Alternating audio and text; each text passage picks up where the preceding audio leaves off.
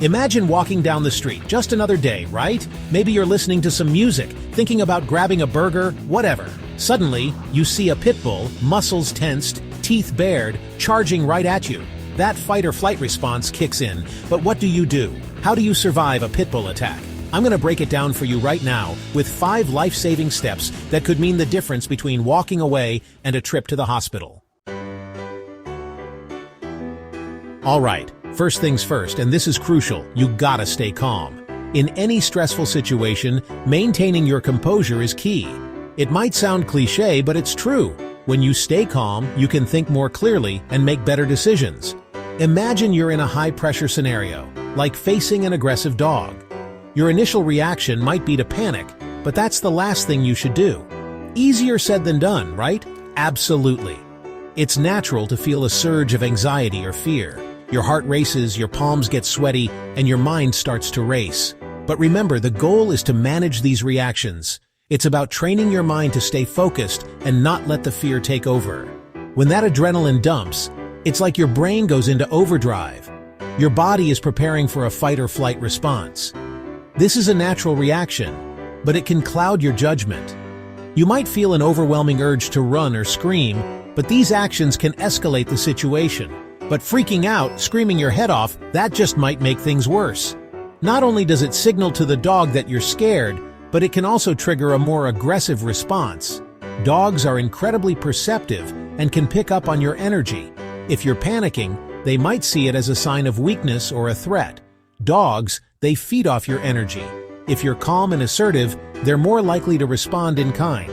Think of it as a form of nonverbal communication. Your body language, your tone of voice, and even your breathing can influence how a dog perceives you.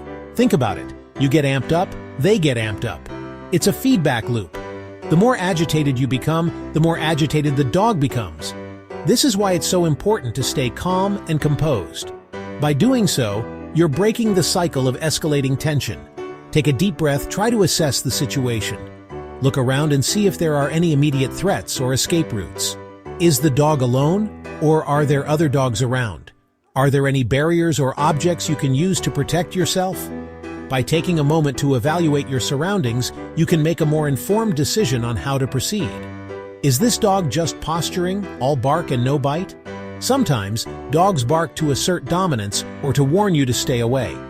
They might not actually intend to attack. Understanding this can help you gauge the level of threat you're facing. If the dog is just making noise but not advancing, it might be trying to scare you off rather than engage in a fight. Or is it about to go full Cujo on you? In some cases, the dog might be genuinely aggressive and ready to attack. This is a more dangerous situation, and your response needs to be more calculated. You need to protect yourself while also trying to de-escalate the dog's aggression. If it's still at a distance, barking, growling, that might be your chance to de-escalate. Use a calm, firm voice to speak to the dog. Avoid sudden movements that might startle it. Slowly back away while keeping an eye on the dog, but don't stare it down. Staring can be seen as a challenge. Avoid making eye contact. That can be seen as a challenge. Instead, look at the dog indirectly. This shows that you're not a threat and can help to calm the dog down. Your goal is to appear non-threatening and to give the dog a chance to relax. Slowly back away. Show the dog you're not a threat. Keep your movements smooth and deliberate. If you move too quickly, you might trigger the dog's chase instinct. By backing away slowly, you're giving the dog space and time to process the situation. This can help to reduce its aggression and give you a better chance of avoiding a confrontation. Okay, so the dog isn't backing down, it's coming at you. This is a critical moment, and your reaction can make all the difference. The first thing you need to do is stay as calm as possible. Panic can cloud your judgment and make you more vulnerable. Take a deep breath and focus on the steps you need to take to protect yourself. Now it's time to protect your neck and your face, man. These are some of the most vulnerable parts of your body, and they need to be shielded from the dog's teeth. Use your arms to cover your face and neck, creating a barrier that the dog will have a harder time penetrating. If you have a jacket or a piece of clothing, you can use that to add an extra layer of protection. Those are the moneymakers. You gotta keep those safe. Your face and neck are not just vital for your survival, but they are also crucial for your identity and daily functioning. Imagine the impact of a severe injury to these areas. It's not just about the immediate pain, but the long-term consequences that can affect your life in many ways. Use your arms. Use whatever you're carrying, a backpack, a grocery bag, anything to create a barrier between you and those teeth. The goal is to put something between you and the dog that it can bite instead of you. A backpack can be particularly effective because it's sturdy and can absorb some of the impact. Even a grocery bag can help by distracting the dog and giving you a few precious seconds to think and act. Remember, pit bulls are powerful dogs. They were bred to bite and hold. Their jaws are incredibly strong, and once they latch onto something, it can be very difficult to get them to let go. This is why it's so important to have something for them to bite that isn't you.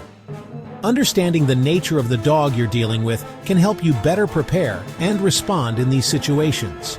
If you go down, try to curl into a ball. Protect your head and neck. This position makes it harder for the dog to get a good grip on you and can protect your vital organs.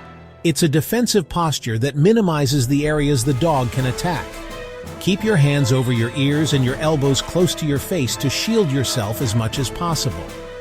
Think fetal position, like you're back in the womb, man. This might seem counterintuitive, but it's a natural protective stance that can save your life. By curling up, you are making yourself a smaller target and protecting your most vulnerable areas. It's a position that can help you endure the attack until help arrives or the dog loses interest. It's not pretty, but it might save your life. In situations like these, survival is the priority. The techniques may not look heroic, but they are practical and effective. Remember, the goal is to minimize injury and get out of the situation as safely as possible. Stay calm, protect your vital areas, and use whatever you have at your disposal to create a barrier. Your safety is the most important thing. Chapter 3. Now pit bulls, they're smart dogs, they can be trained, so try hitting it with some strong commands. No, stop, down. Use that alpha voice, like you're training a wolf pack or something. You never know, it might just snap the dog out of its attack mode. Another thing you can try is distraction. Got a water bottle in your hand? Chuck it. Keys, phone, anything to get the dog's attention off you for a second. The key here is to create space. Give yourself a chance to breathe, to think. Chapter 4. All right, things are getting real now. The dog is on you, and you've got to defend yourself. Remember, this is about survival. Target the sensitive areas, the eyes, the nose, the groin. A swift kick to the nuts, that'll make anything reconsider its life choices. If you can, try to get on top of the dog. Use your weight to your advantage. Pin its head down, put pressure on its neck. Again, this isn't about being cruel, it's about surviving a dangerous situation. Chapter 5. Okay, you did it. You fought off the beast. First things first, get safe. Get away from the dog. Once you're at a safe distance, call 911, get animal control on the scene. Even if you think you're okay, get checked out by a medical professional. Dog bites can get infected, and you don't want to mess around with that. This is important. Try to remember as much as you can about the dog, its owner, the location. This information is crucial for the authorities, and it might prevent this from happening to someone else. Outro. Look, I love dogs, but the reality is, any dog can bite, especially if it feels threatened or scared. It's important to understand that dogs, like humans, have their own personalities and triggers. Some dogs might be more prone to aggression due to past trauma or lack of socialization. When a dog feels cornered or anxious, its natural instinct might be to defend itself. This is why it's crucial to approach every dog with caution, even if it seems friendly at first glance. Always ask the owner for permission before petting a dog and observe the dog's body language for any signs of discomfort or aggression. So be aware of your surroundings. Pay attention to a dog's body language. Dogs communicate a lot through their body language. For instance, a wagging tail doesn't always mean a dog is happy. It could also indicate excitement or agitation. Look for other signs like a stiff body, raised hackles, or a dog that is avoiding eye contact. These can be indicators that the dog is feeling threatened or uncomfortable.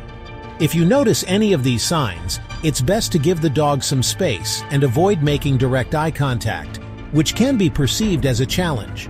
If you see one acting aggressive, give it space. Don't approach it. An aggressive dog might growl, show its teeth, or have a rigid posture. These are clear signs that the dog is not comfortable and could potentially bite if it feels further threatened. In such situations, it's best to slowly back away without turning your back on the dog. Avoid running, as this might trigger the dog's chase instinct. Instead, move away calmly and steadily, keeping an eye on the dog's movements. If the dog continues to approach, try to put an object between you and the dog, like a bag or a jacket. Remember, these tips are for informational purposes only. While they can help you stay safe, they are not foolproof. Every dog is different, and situations can vary widely. It's always a good idea to educate yourself further by reading up on dog behavior and attending workshops or training sessions if possible. Knowledge is power, and the more you know about how dogs communicate and behave, the better equipped you'll be to handle any situation that arises. Nothing can truly prepare you for the chaos of a dog attack, but having a plan, knowing what to do, that could make all the difference. In the unfortunate event of a dog attack, try to stay as calm as possible. Use any available object to shield yourself and create a barrier between you and the dog. If you are knocked down, curl into a ball and protect your face and neck with your hands. Scream for help and try to get to a safe place as soon as you can. After the incident, seek medical attention immediately, even if the injuries seem minor, and report the attack to local authorities. Stay safe out there, folks, and share this video with your friends and family. Sharing this information can help others stay safe and be more aware of their surroundings when interacting with dogs. The more people know about dog behavior and safety measures, the fewer incidents we will have. Encourage your friends and family to educate themselves and always approach dogs with caution and respect. Together, we can create a safer environment for both humans and dogs. You never know whose life you might save. By sharing this video and spreading awareness, you could prevent a potential dog attack and save someone from harm. It's a small action that can have a big impact. So take a moment to share this video, talk to your loved ones about dog safety, and always stay vigilant. Your awareness and actions can make a significant difference in your community.